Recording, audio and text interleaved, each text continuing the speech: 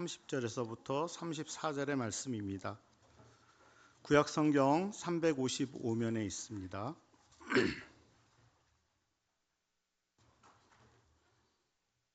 여호수아 22장 30절에서 34절까지의 말씀 우리 같이 보도록 하겠습니다. 제사장 비느하스와 그와 함께한 회중의 지도자들 곧 이스라엘 천천의 수령들이 르우벤 자손과 갓 자손과 므낫세 자손의 말을 듣고 좋게 여긴지라. 제사장 엘르아셀의 아들 비느하스가 르우벤 자손과 갓 자손과 므낫세 자손에게 이르되 우리가 오늘 여호와께서 우리 중에 계신 줄을 아노니 이는 너희가 이 죄를 여호와께 범하지 아니하였음이니라. 너희가 이제 이스라엘 자손을 여호와의 손에서 건져내었느니라 하고, 제사장 엘르아셀의 아들 비느하스와 지도자들이 르우벤 자손과 갓 자손을 떠나 길르앗 땅에서 가나안 땅 이스라엘 자손에게 돌아와 그들에게 보고하매 그 일이 이스라엘 자손을 즐겁게 한지라. 이스라엘 자손이 하나님을 찬송하고 르우벤 자손과 갓 자손이 거주하는 땅에 가서 싸워 그것을 멸하자 하는 말을 다시는 하지 아니하였더라. 르우벤 자손과 갓 자손이 그 제단을 에시라 불렀으니 이는 우리 사이에 이 제단은 여호와께서 하나님이 되시는 증거라 함이었더라. 아멘. 제가 가만히 생각해 보니까 우리 동시대를 살아가는 호흡 있는 사람 중에 우리를 가장 많이 아는 분이 아닌가 싶습니다. 우리 강태시 목사님께서 나오셔서 재직 주 안에서 하나됨을 위하여라는 제목으로 말씀 전해 주시겠습니다. 감사합니다. 오늘 우리 또 시온 찬양대에 또 새로운 분도 한 분이 합류하셨고, 김영숙 비 우리 집사님 이렇게 합류하시고, 우리 교회가 오늘도 교사들 3명을 또 추가로 이렇게 정원하기도 하고, 여름에 또 샬롬 찬양대, 할렐루야 찬양대도 그렇고 갈릴리도 그렇고 그 인원이 계속해서 한 명 한 명씩 이렇게 더해지는 모습을 보면서 참 기쁘다라는 생각이 듭니다. 무엇보다 제가 이제 담임 목사로 시작할 즈음에 그런 걱정을 했습니다. 오후 예배가 코로나가 이제 끝나고 오후 예배가 이제 다시 시작을 할 텐데 오후 예배 인원이 너무 적어서, 참여하는 인원이 너무 적어서 걱정을 하시는 분들이 좀 몇 분이 계셨습니다. 그래서 오후 예배 때 이제 오후 예배 참석하면 30명, 40명 정도밖에 참석 안 하고 또 나이 드신 분들만 앉아 계셔서 이 예배가 지속할 수 있겠냐, 오후 예배를 없애는 것이 어떠냐, 이런 이야기들이 있었습니다. 그런데 감사하게도 늘 이렇게 오후 예배에 열심을 다해서 참여해 주시고, 또 성가대도 계속 찬양대도 인원이 불어나고, 오늘 또 위드 프레즈 찬양단도 열심을 다해서 준비해 주고, 그래서 너무너무 감사드립니다. 이 모든 것이 하나님께 영광인 것 같습니다. 박수 한번 하겠습니다. 재직이라는 이 단어는 교회 공동체 안에서 공적인 직분을 맡은 이들 전체를 가리키는 말입니다. 그러니까 우리가 또 장로님으로 불려지고 안수 집사님으로 불려지고 근사님으로 불려지고 집사님으로 불려지는 것, 이것이 우리 교회의 공적인 역할을 감당하는 재직들입니다. 무엇보다 우리가 기억해야 될 것이 있습니다. 이것은 사람이 붙여준, 우리에게 준 직분이 아니라 이것은 하나님께서 주신 직분이라는 겁니다. 이런 거룩한 생각을 갖고 사역한다는 것, 재직이 된다는 것, 그것은 너무나 귀한 일이고 복된 일이다라고 생각합니다. 저는 우리 영광의 모든 재직들이 늘 하나님 부르심에 합당한 자로, 그리고 감사하는 마음으로 살아가시기를 주님의 이름으로 축복합니다. 오래전에 가나안 농군학교로 유명한 김용기 장로님의 이야기입니다. 우리나라가 어려운 시절, 아마 다 그 시절들을 기억하시는 분들이 많으실 것입니다. 6.25 사변이 지나고 1960년대에 그 어려운 시절, 그리고 1970년 이제 경제적 도약이 필요했던 그 시절에 많은 이들이 이곳에 와서, 특히 이 동대문은 그 1970년대에 이 많은 그 섬유와 그리고 옷을 만들어내는 그런 많은 분들을 통하여서 이 동대문이 사실은 부흥해 있지 않습니까? 그런 시절에 가나안 농군 학교에 있는 김용기 장로님, 그 장로님을 박정희 대통령이 찾아간 적이 있습니다. 박정희 대통령의 생각으로는 우리나라가 늘 가난하기 때문에 이 가난을 이기기 위해서 새마을 운동을 계획하고 있을 그때였습니다. 마땅한 지도자가 없을까, 마땅한 사람이 없을까 찾고 있는 중에 이 가나안 농군학교의 김용기 장로님이 꼭 필요한 인물이다라고 생각을 했습니다. 그래서 직접 대통령이 김용기 장로님을 찾아갔습니다. 그러면서 찾아가서 이야기를 하고 나서 우리나라의 국무총리나 농수산부 장관을 좀 지내주면 좋겠다라는 그런 취지로 찾아갔던 것이었습니다. 그러면서 김용기 장로님에게 이런 그 나라의 최대한 그 많은 어려운 일들을 좀 감당해 줬으면 좋겠다라고 이제 부탁을 하면서 찾아가서 좀 장관이 되어 주시면 좋겠다라는 부탁을 했더랬습니다. 그때에 김용기 장로님은 박정희 대통령에게 이런 이야기를 했습니다. 각하, 저는 하나님께서 이 땅에 흙을 일구라고 명령하신 농군 장로입니다. 대통령께서 임명하는 장관 자리는 임기가 끝나면 내려와야 하지만 하나님께서 주신 이 장로의 직분의 사명은 은퇴가 없는 평생직입니다. 저는 더 높은 하늘의 직분을 지키겠습니다. 그렇게 이야기하면서 본인은 장관직을 할 수 없습니다라고 사양을 했다는 것입니다. 세상의 직분보다 하나님이 주신 직분이 더 중요하고 평생의 그 직분들을 맡아서 가야 되겠다라는 아주 중요한 믿음의 결단이 있었기 때문입니다.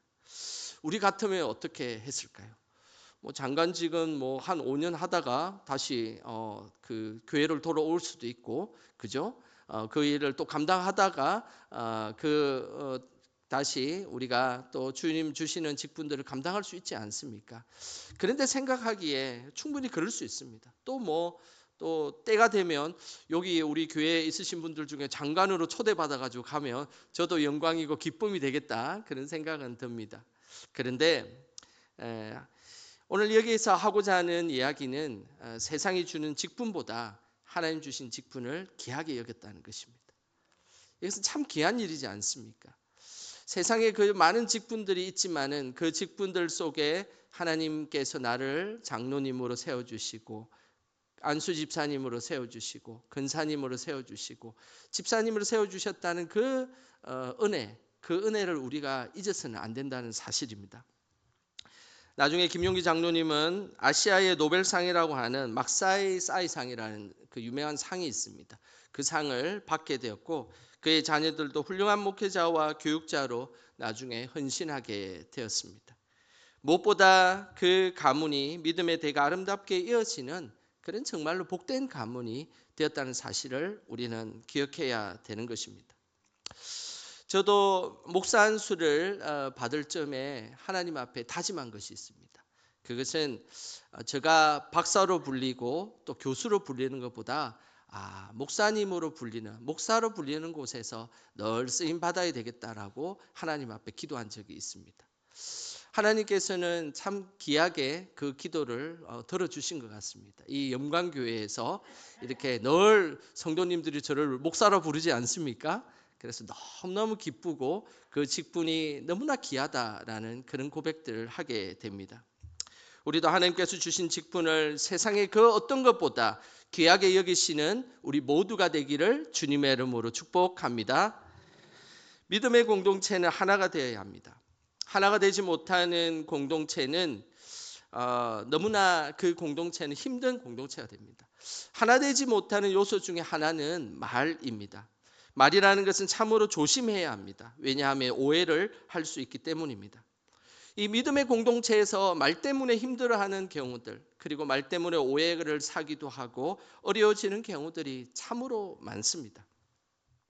어떤 사람이 예배를 드리고 있었습니다. 예배를 드리다가 좀 피곤했는지 졸았나 봅니다. 근데 갑자기 졸다가 설교 시간에 목사님께서 라면 3개를 삶아라라고 이렇게 한다는 소리가 들린 겁니다. 아니 졸다가 이렇게 설교 듣는데 왜 목사님이 갑자기 라면 3개를 삶아라라고 이야기를 할까? 그래가지고 옆에 사람에게 콕콕 찔러가지고 도대체 목사님이 왜 라면 3개를 삶아라고 이런 설교를 하시냐고 물어봤습니다. 그러니까 알고 보니까 주를 위해서 남은 생애를 살아라라는 뜻을, 주를 위해서 남은 세계를 삼아 살아라 이런 말인데, 졸다가 라면 3개를 삶아라, 라면 3개를 삶아라 이렇게 들었던 것입니다. 주를 위해 남은 생애를 살아라, 그 귀한 말씀을 하는데 라면 3개를 삶아라 이렇게 들리기도 한다는 것이죠. 혹시 오늘 또 저의 설교를 듣다가 모두 세상에 소금이 되어라 이렇게 안 듣고 졸다가 세상에 금이 되어라 이렇게 혹시 듣고 있지 않았습니까? 요즘에 금값이 그냥 천지무주로 치솟고 있어가지고 그렇게 듣지는 않았겠죠. 우리 성도님들은 오늘 보니까 기도하시는 그 모습을 보니까 다들 소금이 되라는 말씀을 잘 들은 것 같습니다. 말로 인해서 생기는 오해들, 참 그런 일들이 교회 공동체에서는 많습니다. 그때는 어떨 때는 직접 만나서 이야기하기도 하고, 그리고 또 어떨 때는 그 오해를 풀기도 하고, 그렇게 해야만 공동체가 늘 든든히 서 나가는 것입니다. 재직으로 살아가다 보면, 이제 오랜 세월 신앙생활 하다 보면 이런 일들이 참으로 많습니다. 아마 다 재직 생활을 이제 상당히 10년 이상 하신 분들이라면 이런 일들이 교회에서 분명히 있고, 또 그 일들을 통하여 어려운 일들도 있었지만 그래도 또 한 틈 이겨나가고 한 틈 이겨나가서 이 자리에 저는 다 있다고 생각합니다. 늘 말이라는 이 중요한 부분들에서 조심하고 말로 인해서 오해받지 않기를 주님의 이름으로 축복합니다. 오늘 본문 여호수아 22장, 이 본문의 말씀에는 이스라엘의 세 지파, 르우벤 지파, 므낫세 지파, 갓 지파, 이 세 지파와 나머지 지파들 간의 갈등이 있었던 이야기가 오늘 이 여호수아 22장에 나옵니다. 그리고 이 갈등이 오늘 본문에는 해소된 장면이 오늘 본문의 말씀입니다. 이스라엘은 땅을 분배한 후에 요단강을 기준으로 동편과 서편이 이렇게 나눠졌습니다. 요단강이 아주 긴 요단강입니다. 오늘 제가 그 예배 시간에 보여줬던 그 그림은 사실은 좀 압축해서 그렸던 그림이지, 실제로 요단강은 갈릴리 호수에서 이 사해 바다 사이에 아주 긴 가느다란 그런 강입니다. 그래서 이쪽 편은 동편이고 이쪽 편은 서편으로 이렇게 나눠져 있는데, 이 동편에 있었던 르우벤 지파, 갓 지파, 므낫세 지파, 이 지파가 있었고, 나머지 이제 서쪽에는 나머지 이스라엘의 지파들이 함께 있었습니다. 그러면서 그들이 갈등이 있었는데요. 먼저 동편에 있었던 지파가 어떻게 등장하는지 한번 보겠습니다. 21절입니다. 21절 같이 한번 읽어보겠습니다. 르우벤 자손과 갓 자손과 므낫세 반 지파가 이스라엘 천천의 수령들에게 대답하여 이르되, 르우벤 지파, 갓 지파, 므낫세 지파, 그리고 특별히 므낫세의 반 지파, 이 반 지파가 요단 동편의 지파로 자리 잡고 있었습니다. 그런데 요단 동편 반대쪽에 서쪽에 있는 지파들, 그 지파들이 있었는데, 이 동편의 지파들이 가만 생각해 보니까 서쪽에 있는 지파가 사실은 중앙성소 예루살렘이 그쪽에 있다 보니까 서쪽에 있는 지파들이 자기들끼리 제사를 잘 지내고 있다는 생각이 불현듯 들었던 것입니다. 그래서 동편 지파들이 서운한 마음이 들었습니다. 그래서 자신을 소외시킨다라고 생각을 한 끝에 이 르우벤 지파, 갓 지파, 므낫세의 반 지파가 저쪽 편에 서쪽 편에서는 이 예배를 잘 드리니까 우리도 여기에 제단을 하나 쌓아야 되겠다고 생각을 했던 겁니다. 우리도 예배 처소를 하나 만들어야 되겠다고 생각해서 제단을 하나 만들었습니다. 지금 이 나오는 사진처럼 르우벤 지파와 갓 지파와 므낫세 지파가 제단을 하나 만들었습니다. 근데 이 제단을 만드니까 또 문제가 어떻게 생겼냐면, 서쪽에 있는 이 서쪽 지파들이 생각하기에 저들이 우상 숭배를 하는 것 같다라고 생각을 했던 겁니다. 르우벤 지파와 갓 지파와 므낫세 지파, 동쪽에 있는 지파들은 그런 의도로 사실은 그 제단을 만든 것이 아니라 우리도 하나님 믿는 사람이고 우리도 예배드린 사람이라는 것을 보여주기 위해서 그 제단을 쌓았는데, 서쪽 지파에 있는 사람 입장에서는 저 이상한 제단을 만들어서 우상 숭배를 하고 있지는 않겠냐, 그런 오해와 갈등이 싹트기 시작했습니다. 그러면서 이들은 하나님 보시기에 하나가 되지 못하고 정확하게 알지 못하는 자기들의 생각으로 오해하고 우상 숭배를 한다고 생각했고, 또 이쪽에서는 우리를 소외시킨다고 생각하면서 서운한 감정들이 대치되기 시작했다는 것입니다. 하나님의 교회는 이런 오해와 갈등이 생기지 않도록 늘 조심해야 됩니다. 우리가 정확하게 알지 못할 때는 늘 오해할 수 있습니다. 갈등이 생길 수도 있고, 그리고 넘겨짓는 우리의 생각들, 누군가가 또 그걸 부추기는 이야기가 찾아오게 되면 실제가 그 모호했던 것이 실제가 되기도 하고, 그 실제가 또 팩트가 되어가지고 나중에는 진짜 그 문제가 있는 처럼 오해와 갈등이 생길 수가 있습니다. 이런 오해와 갈등이 생기면 모두에게 피해가 된다라는 사실을 우리는 기억하셔야 합니다. 작년 연말에 새벽 기도 때에 제가 새벽에 이 이야기를 한 적이 있는데요. 이전에 제가 다른 교회에서 교구 사역을 할 때에 이런 갈등이 있었습니다. 빌라촌에서 사는 사람들과 아파트촌에서 사는 사람들, 이 두 그룹이 갈등이 있었습니다. 빌라촌에서 살던 분들은 오랫동안 그 교회에 약간 터줏대감처럼 오랫동안 자리를 잡고 있었던 사람들이었고, 이 아파트촌에서 살았던 사람들은 최근에 오신 분들이었습니다. 그런데 이제 여러 가지 경제 사정상 빌라 쪽에 계신 분들은 일을 많이 해야 되고 시간적인 여유가 없어서 교회를 오랫동안 섬기긴 했지만 많이 섬기지는 못했습니다. 그런데 이제 아파트촌에 있는 사람들은 경제적으로 좀 여유가 있고 시간도 많고 그러다 보니까 교회 봉사를 열심히 하기 시작했던 겁니다. 그러니까 이제 빌라 쪽에 있는 사람이 이렇게 쭉 쳐다보니까 아파트 쪽에 있는 그 성도들이 너무 열심히 하는 것은 좋지만 왠지 모르게 시기심과 질투심이 생기기 시작했던 겁니다.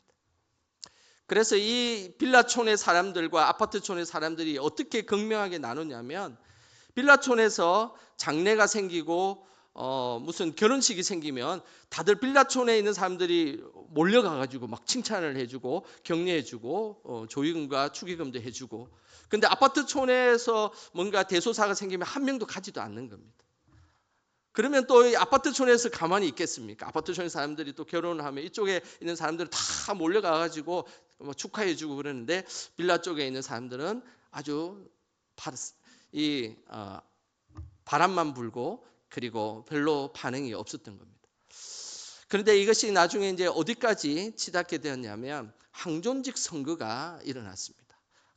항존직 선거가 나니까 빌라촌에 있는 사람들은 빌라촌에 있는 사람끼리 투표를 하고, 아파트 쪽에 있는 사람들은 또 아파트 쪽에 있는 사람끼리 투표를 하고, 같은 교구에서 이 양쪽으로 나눠지니까 사실은 전체 교회가 큰 교회니까 이 투표가 많이 나오겠습니까? 안 나오겠습니까? 많이 안 나오게 되죠. 결론은 두 쪽 다 항존직이 되지 못하는 일이 생기기 시작했다는 겁니다. 하나 되지 못하는 일들이 생기게 되었던 것이죠. 그러면서 이제 교구를 맡고 있는 저에게 그 이야기가, 저도 처음에는 몰랐다가 이상하게 분위기가 묘하다라는 생각이 들었습니다. 대신방을 가는데 이상하게 대신방 대원들이 분위기가 묘하다는 걸 알게 되고 나중에 이제 그 사실을 알게 된 겁니다. 그래서 이걸 어떻게 할까 너무너무 고민이 되었습니다. 그래서 그 첫 시작은 이제 그 교구에서 남녀 선교회 여전도회 임원을 뽑을 때 일부러 섞어서 뽑았습니다. 이쪽 빌라 쪽과 아파트 쪽을 이렇게 섞어서 뽑고, 그리고 회장을 뽑을 때도 회장 부회장을 이제 번갈아 가면서 했기 때문에 빌라 쪽과 아파트 쪽을 섞어서 한 해는 빌라 쪽에서 회장을 하게 하고 한 해는 아파트 쪽에서 하게 하고, 그렇게 교구를 하나 되기 위해 노력했던 기억이 있습니다. 그리고 체육대회도 하고 같이 식사하는 화합의 장을 여러 번 만들었던 기억이 있습니다. 조금 지나니까 완전하지는 않지만 서로 봉사하면서 그래도 분위기가 이렇게 하나 되는 분위기가 생기게 되었던 것입니다. 교회에서 여러 사역들을 하다 보면 이런 일들이 정말로 왕왕히 있습니다. 어떨 때는 지역, 어떨 때는 신분, 어떨 때는 성별, 어떨 때는 정치적인 성향, 이런 것으로 교회에서 갈등이 일어날 때가 많습니다. 우리가 그 정치적인 성향, 그리고 지역, 신분, 이런 것들은 사실은 존중해야 될 문제이지 그것이 갈등의 요소로 나타나는 것은 곤란하다는 사실입니다. 그런 거 가지고 갈등을 일으키고 네 편 내 편을 나누고 내 편에게 동참해 주지 않으면 상대편은 적으로 만들어서 이상한 공동체에 하나 되지 못하게 만드는 것, 그것은 하나님께서 절대 기뻐하시는 일이 아님을 우리 재직들은 꼭 기억하셔야 합니다. 하나님께서 기뻐하시는 일은 늘 하나 되는 것입니다. 사탄이 좋아하는 것은 무엇이겠습니까? 공동체에 늘 빈틈안에 분열을 일으키고 갈등을 일으키고 아무 일도 아닌 걸 가지고 그 문제가 일어나는 것. 이것이 공동체에서 가장 사탄이 좋아하는 일임을 우리는 늘 기억하셔야 합니다. 우리가 영광교회 재직으로 지금 지내는 이 시점에 늘 우리는 하나님 주시는 그 하나됨의 은혜로 살아가시기를 주님의 이름으로 축복합니다. 서로에 대한 오해가 풀리자 모든 이스라엘 공동체에 기쁨이 찾아왔습니다. 33절입니다. 33절 우리 같이 함께 읽어보겠습니다. 그 일이 이스라엘 자손을 즐겁게 한지라. 이스라엘 자손이 하나님을 찬송하고 르우벤 자손과 갓 자손이 거주하는 땅에 가서 싸워 그것을 멸하자 하는 말을 다시는 하지 아니하였더라. 서로의 오해가 다 풀렸어요. 동편 서편이 이제 완전히 오해가 풀렸습니다. 그렇게 되니까 33절에 그 일이 이스라엘 자손을 어떻게 했다고요? 즐겁게 했다라고 기록하고 있습니다. 그들에게 참된 기쁨이 찾아온 겁니다. 갈등은 분파로 이렇게 나눠지고 지파로 나눠질 때는 그 지파끼리는 정말 기쁨이 있는 것처럼 보이지만, 그러나 근원적인 기쁨은 그들에게 결코 찾아올 수 없음을 우리는 기억하셔야 됩니다. 교회가 분열되고 나누어지고 하나 되지 못하면 그 끼리끼리는 좋은 것 같고 막 웃고 즐기는 것 같이 보이지만 그건 너무나 피상적인 즐거움입니다. 하나님 안에서 하나 되는 것은 되게 근원적인 참된 기쁨을 우리에게 준다는 사실을 기억하셔야 됩니다. 오늘 여기서 이 일이 이스라엘 자손을 즐겁게 한지라 라는 이 히브리어의 원어는 내면 깊은 곳에서 그 즐거움이 이렇게 샘솟듯이 올라왔다는 그런 표현입니다. 그런 내면 깊은의 기쁨, 은혜, 이것은 서로 하나 되고 하나님 안에서 나눌 때 그것이 참된 기쁨으로 다가온다는 사실을 우리는 기억하셔야 됩니다. 피상적인 기쁨 안에 그것이 기쁨인 줄 알고 살아가는 인생은 참 불쌍한 인생일 것입니다. 우리 안에 근원적인 기쁨이 찾아와야 되는 것입니다. 그뿐만 아니라 오늘 이 이스라엘 공동체가 오늘 33절에 보면 이스라엘 자손이 하나님을 찬송하고 라는 표현이 있습니다. 이들이 기쁨으로 하나님 앞에 하나님을 믿는 예배의 장소에서 기쁨으로 예배하고 있음을 보여주고 있었던 것입니다. 자칫하다간 세 지파가 떨어져 나가는 그런 초유의 사태가 발생할 수 있었지만, 그러나 그들이 하나 되고 오해가 풀리자 근원적인 기쁨이 찾아왔고, 그들이 갈등의 요소가 되었던 이 제단을 세우고 저쪽 제단을 우리에게 갈 수 없게 만들어서 힘들었던 그 갈등들이 해소되자 하나님을 찬양하며 하나님의 예배가 회복되었다라고 성경은 기록하고 있는 것입니다. 하나됨은 늘 우리에게 기쁨을 주고 그리고 믿음의 성도들에게는 예배의 은혜를 허락해 준다는 사실입니다. 2021년도에 노원문학 잡지에 실린 박명자 시인이 쓴 시가 있는데요. 그 시에는 이런 내용이 있습니다. 공동체의 말조심에 대해서라는 그런 시인데요. 제가 한번 간단한 시라 읽어드리겠습니다. 공동체의 말조심에 대해서. 말은 함부로 하면 안 되는데 나이를 먹으니 주책 없이 말이 막 나옵니다. 몸이 늙으니 아마도 입도 등달아 늙어가나 봅니다. 말은 함부로 하면 안 되는 것으로 알고 있는데 생각 없이 한 말이 가슴에 꽂히다니. 내 입은 쪼글쪼글해지는 꽃잎, 혼자 제 입술을 가만히 만져봅니다. 어떤 사람들은 이런 경우가 있습니다. 말을 함부로 하고 그 말을 또 수습하기 위해 또 말을 하는 사람들이 있어요. 그러면서 계속 말을 하는 사람들이 있습니다. 늘 그런 말은 조심하셔야 됩니다. 처음부터 안 하는 것이 좋습니다. 오늘 여기에 보면 늘 내 입에 쪼글쪼글해진 내 입술을 가만히 만져보라고 성경은 말씀하고 있습니다. 그리고 또한 여기에 시인도 똑같은 이야기를 하고 있습니다. 내 입술을 만져보라고 이야기하고 있습니다. 내 입술을 만져보고 내 입술이 정말로 덕이 되는 입술이었는지, 다른 사람들을 힘들게 하는 입술이었는지 그렇게 만져볼 것을 이야기한다는 것입니다. 쪼글쪼글해진 입술을 항상 만져봄을 통해서 우리도 늘 공동체의 말을 조심함으로 하나됨을 추구하는 우리 영광의 성도들 되시기를 주님의 이름으로 축복합니다.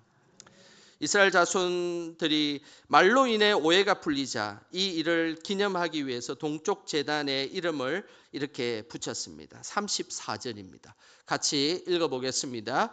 르우벤 자손과 갓 자손이 그 제단을 에시라 불렀으니 우리 사이 이 제단은 여호와께서 하나님이 되시는 정거라 함이었더라.